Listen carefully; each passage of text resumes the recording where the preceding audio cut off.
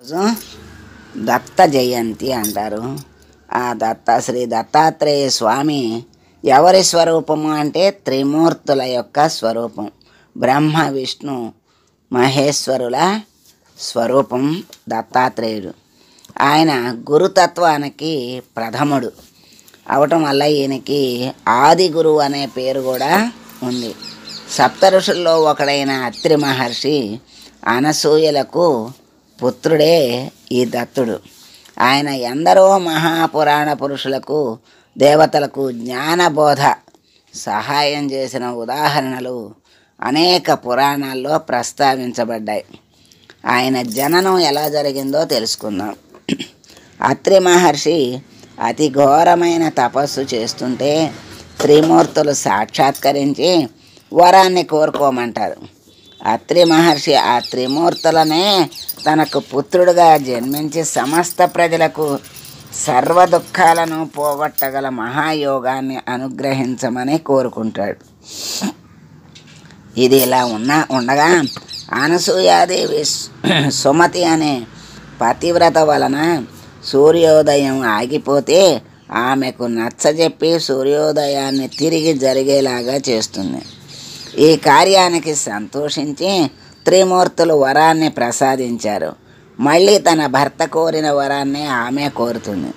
ఆ వ్రత ఫలితంగా మార్గశిర పౌర్ణమి రోజు సజ్జోగర్భంలో అనసూయాత్రులకు దత్తాత్రేయుడు త్రిమూర్తుల అంశతో జన్మించాడు. ఆ బాలునికి 3 తలలు 6 చేతులు ఉన్నాయి. శ్రీ దత్తాత్రేయ స్వామి జయంతి. ఒకసారి లోక కళ్యాణార్థం నారదుడు ఆడిన చతురోక్తికి లోనైన లక్ష్మీ సరస్వతి పార్వతీ మాతలు మహాపతివ్రత అయిన అనసూయపై ఈర్ష్య అసూయ ద్వేషాలను పెంచుకున్నారు. ఆమె గురించి గొప్పగా చెప్తుంటే ఆ త్రిమాతలకు కూడా ఈర్ష్య అసూయలు వచ్చినాయి. అంటే మాకంటే ఆమెని ఈయన పొగుడుతున్నాడు అని వచ్చింది. ఈ ఈర్ష్య అసూయ ద్వేషం అనే దుర్గుణాలకి లోనైతే దేవతలకైనా అనేక దుఃఖాలు కలుగుతాయని అందరికీ తెలియచెప్పటం కోసము, లేకపోతే శ్రీ దత్తుని అవతారానికి నాంది పలకటం కోసము, మరి నారదుని ఆంతర్యమేమిటో మనకు తెలియదు. ఏదైతేనేమి లోక కళ్యాణమే కదా ఆయన చేసేది.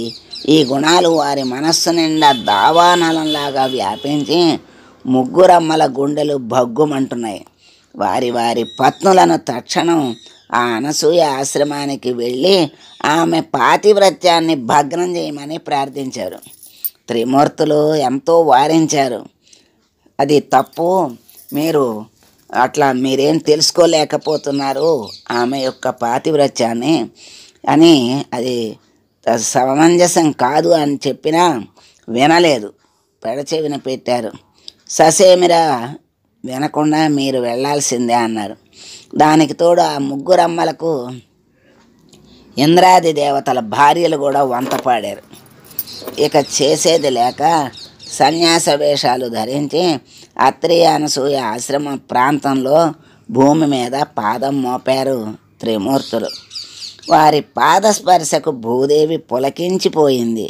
వృక్షాలు వారికి వింజామరలు వీస్తున్నాయి. తలలాడిస్తూ వారి పాదాల చెంత పుష్పాలు పండ్లు నేలకు రాల్చాయి. నెమలి పురివిప్పి నాట్యం చేస్తోంది.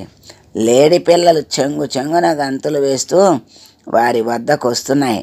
కుందేటి పిల్లలు వారి పాదాలు స్పృశించి పునీతమవ్వాలని ఏమిటో అడుగడుగున పాదాలకు అడ్డుపడుతున్నాయి. వన్యప్రాణుల కేరింతలతో ఆ ఆశ్రమ వాతావరణం అంతా ఆహ్లాదమవుతోంది. ఈ ఆకస్మిక పరిణామం ఏమిటో అని వారిని చూచిన పక్షులు కిలకిలా రావాలు చేస్తున్నాయి. ఇవి కాక ఒక పక్క పవిత్ర జలపాతాల సోయగాలు, మరో ప్రక్క ఆశ్రమ బాలకుల వేద మంత్రోచ్చారణ కర్ణామృతంగా వినిపిస్తున్నాయి. ఇంత చక్కని ప్రకృతి అందాలకు ఆలవాలమైన ఈ రమణీయ వాతావరణంలో తేలియాడుతున్న ఈ భూలోక వాసులు ఎంతటి అదృష్టవంతులో. మరి మనం ముగ్గురం కూడా చిన్నారి బాలుర వలె ఈ ముని బాలకులతో కలిసి ఆడుకుంటే ఎంత బాగుంటుందో అని తన్మయత్వంతో ఆ త్రిమూర్తులు అనుకున్నారు.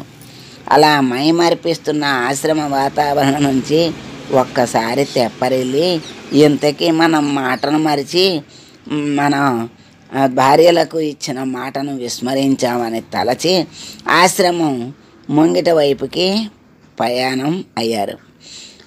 మరి మహాతపోబల సంపన్నుడైన కర్దమ మహర్షికి దేవహూతికి జన్మించిన అనసూయాదేవిని మునిశ్రేష్ఠుడైన అత్రి మహర్షికి ఇచ్చి వివాహం చేశారు.